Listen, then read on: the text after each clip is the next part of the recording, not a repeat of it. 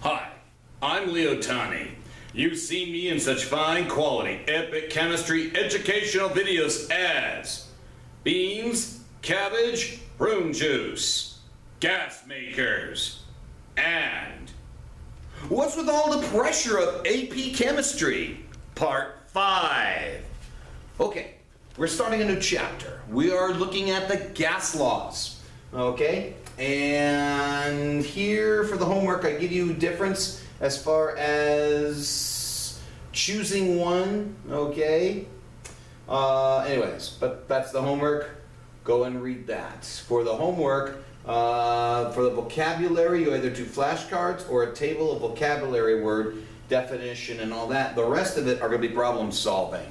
All right, let's get this thing started. Okay. Pressure, really simple. You remember back this in the days of old chemistry yore, force per unit area. You might remember that we can put a force on something over a certain area. It could be a bottle, it could be a wall, it could be many things.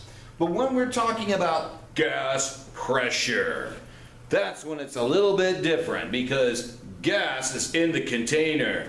Gas is in the house, yo! Anyways, so molecules move around, they hit the sides. And the idea is this: if pressure is force over area, how is it that the gas particles themselves create the pressure? Well, keep in mind, gas particles inside a container, they're not going to stand there and do nothing. They're going to be bouncing around. They are. Okay? And keep in mind, with collisions, you have the force. That's where you get the force because they are moving around. Force equals mass times acceleration. Okay, container has the area. Now, how in the world do we measure something like this? Well, typically with a barometer. Okay. Moving on. So, what is a barometer exactly? This is the original old school barometer made by Evangelista Torricelli. Took a bowl of mercury, took a tube, put in a pocket of air down there. You'll see filled up the tube with air. Okay, and he put some mercury in it, turned the mercury tube upside down, and he checked out the pressure of the atmosphere at sea level. Turned out to be 760 millimeters of mercury as he's measured it, and then of course he went on to do other things. Now, of course, to make things easier for us today, we typically use atmosphere. Okay, so 1 atmosphere is what you get at the beach. Vamos a la playa, oh, oh, oh. Okay, now we have something called a manometer. It is not proving how manly you are. It's not. But the idea is a column of mercury that we can, again, use to measure the air pressure. Okay, H is how much lower the air pressure is compared to the outside, and you can see it barely visible here. Okay, you've got air, you've got this, you've got the air pressure pushing down here, and that forces the column to go up or down depending on what's needed. Am I worried about that for the AP exam? Not particularly, but barometer, yeah. But manometer, it tells you H is how much higher the gas pressure is than the atmosphere. Okay, let's get to the basics here. This should be a review for you guys. If not, and you act like this is your first time, well, it's time to pick up the pace, Patrick. 1 atmosphere is 760 millimeters of mercury. That is a done deal, okay? 1 millimeter of mercury is equal to 1 torr, short for Torricelli. Okay, we have 1 atmosphere is 101,235 pascals, or 101.325 kPa. Now we can make conversions, and you might remember the Vamos a la playa, oh, oh, oh. Remember, pressure conversions. So we can go and look at, hey, what's 724 millimeters of mercury in kilopascals. Okay, this is where we need to set the thing up. So I'm going to show you very quickly. I am not going to be doing the calculations. That's up to you to do the calculations, but let's set this up. What do I know? Well, I've got 724 millimeters of mercury. Okay, I know at the beach I have 760 millimeters of mercury. So I know kPa. I don't know how many kPa I have, but I do know at the beach I have 101.325 kPa. So now that we have this, we can turn around and you remember that, don't you? You're not remembering it, Patrick? Cross, multiply, divide. This is a proportion, okay? And it's just kind of like changing things into fractions. So you're going to cross, multiply, divide, like we have done before. So what you're going to get is 724 multiplied by 101.325 is equal to, notice how I'm doing it in red, like this, and then I have 760 times x. Now, what this number, if we look at it, compare this number with this number, so we know that our pressure here has to be less than 101.325 kPa. Okay?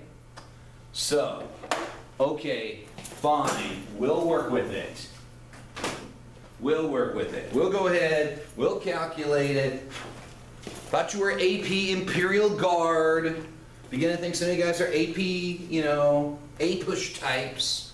Okay, so let's go. 724 times 101.325 equals, okay, so I got 73,359.3, and I'm going to divide it by 760, and I end up getting, for my final answer, the 96.53 kPa. And that would be my final answer for this. Okay, so that's what 724 millimeters of mercury are in kPa. 724 is less than 760, which is the same over here for the kPa. Okay, the 96.53 is less than 101.325. So, okay, this is how you set it up. You set it up in proportion, and then like that. Okay? Just like we have done in the past. Oh, I got it. Good. All right. So when you set it up in torricelli, you'll have 724 over 760 is equal to, okay, so 724 millimeters over 760 millimeters is equal to, well, they're asking in torricelli, right? Well, what do we have at the sea level for torricelli? 760 torricelli. So how many kPa are we going to get as a result of this? Okay, guess what?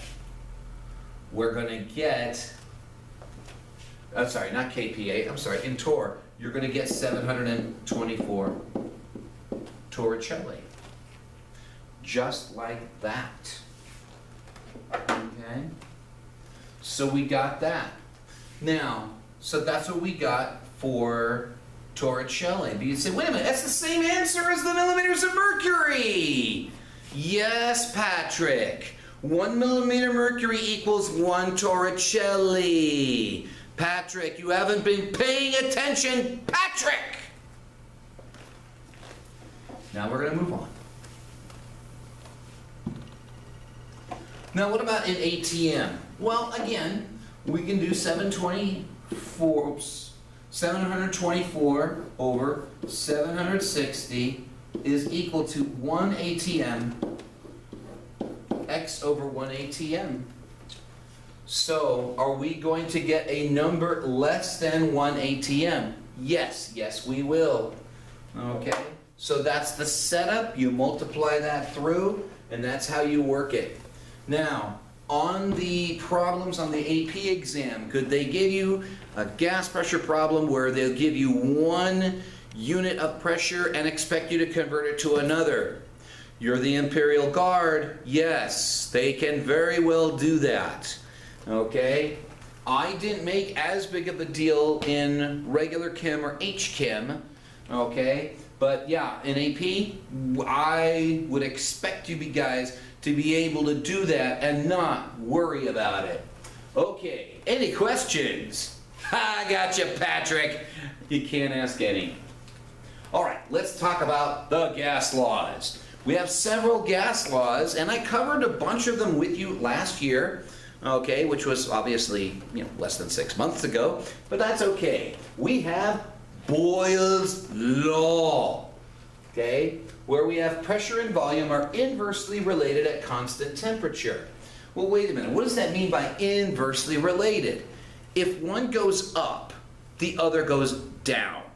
So if the temperature is the same, if the pressure goes up, the volume goes down. On the other side of the coin, if the pressure goes down, the volume goes up. This is the inverse relationship that happens. Now, if it's proportionally related, yeah, woo, yeah, up for AP Chem, right? All right, so yeah, that's what we would expect. So, we can look at our formula. P1 V1 is equal to P2 V2. Easy stuff, Patrick. You should be able to have gotten this under your belt, Patrick. You should be picking up what I'm laying down here, Patrick. Oh, look! We have a guest! What do you know? Oh, hey! Hey, way! How goes it, Gavin? All right, you've had your fun. It's Gavin. Take a good look at him. He has not been forgotten. Let's move on. So what's happening at a graphic level? I mean, if we sat there and we made a graph of Boyle's Law relationship, well, this is what we got here. If the volume is going down, okay, at constant temperature, you have your volume that's going down as your pressure is going up or down. That's kind of hard to say. Hang on, guys. Okay, yeah, P1 equals V1 to go P2. Yeah, if we look at graphically, bye, Gavin. Yeah, this is what was to be shown what happens when we deal with graphically. Okay, where if you have lots of volume, you have very little pressure, right? Okay, whereas as you work your way toward here, where you have lots of pressure, but very, very little volume. So this is exactly what Boyle's Law looks like. Now notice it's a curve, it's not a straight line. Okay? Very interesting to note that, but remember, the temperature must be kept absolutely the same.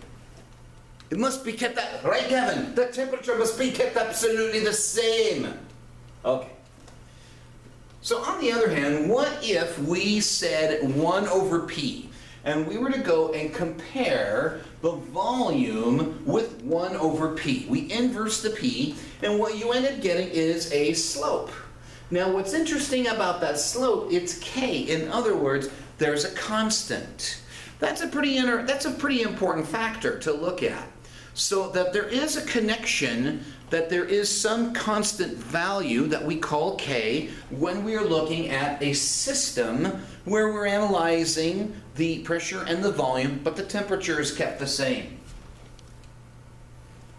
Okay, so what about this? What if we turned around and looked at pressure times volume, and then we look pressure here, and we were to compare it, the volume, we keep the volume the same, okay, at the start, it's all at 22.41 liters atmospheres. Now that 22.41 liter atmosphere, that's going to be significant later on when we get into the ideal gas law.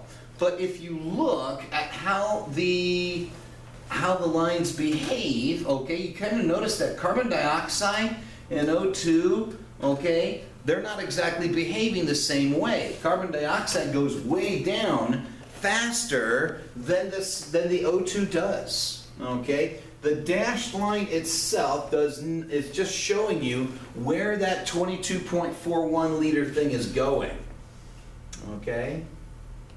Now, let's move on here. All right, I think at this point we could go ahead and stop here because I was just giving you guys an introduction for it. Okay, as far as some of the gas laws, as we've been looking through, we've talked about the slopes here and the slopes here. Now, here's the thing. Are you supposed to memorize the graphs? No, you're not. Okay, you shouldn't be. What you should be seeing is that, oh, hey, what do you know? You should be seeing that there's some kind of a relationship that's there. Now, we've just looked at Boyle's law, and I did talk to you guys about pressure. That's going to be a pretty important thing. Okay? Whew. Okay, guys, it's time for me to call it quits. And, you know, one last look. Bye, Gavin. Say bye to Gavin, boys and girls. Bye. Bye. Goodbye, boys and girls. Goodbye. I get to see you Sunday soon, and not at Noreen's party. I couldn't resist.